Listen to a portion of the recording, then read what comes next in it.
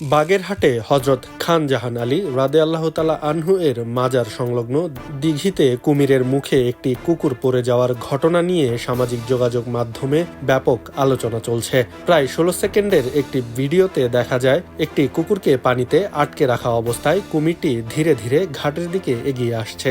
এ সময় কুকুরটি প্রাণপণে পানি থেকে ওঠার চেষ্টা করছিল এবং ঘটনাস্থলে আগে থেকেই কয়েকজন দর্শনার্থী উপস্থিত ছিলেন। তবে মাজারের খাদেম ও নিরাপত্তা কর্মীদের দাবি ঘটনাটি ভিন্নভাবে ঘটেছে।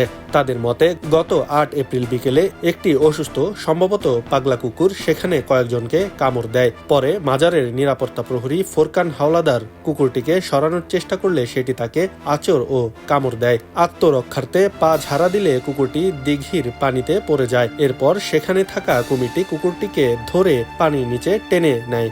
ভিডিওতে নীল শার্ট পরা যে ব্যক্তিকে দেখা গেছে তিনি ওই নিরাপত্তা প্রহরী ফোরকান হাওলাদার। কুকুরের কামড়ে আহত হওয়ায় তিনি পরদিন বাগেরহাট জেলা হাসপাতাল থেকে টিকা নিয়েছেন। এ ঘটনার প্রকৃত সত্য উদ্ঘাটনের জন্য তদন্তের দাবি উঠেছে। জানা গেছে বর্তমানে দিঘিতে একটি মাত্র কুমির রয়েছে। এটি ঐতিহাসিক সময়ের কুমির নয়, বরং মিঠাপানির কুমির বিলুপ্তির ঝুঁকিতে পড়ায় ২০০৫ সালে ভারত থেকে এনে এখানে অবমুক্ত করা হয়।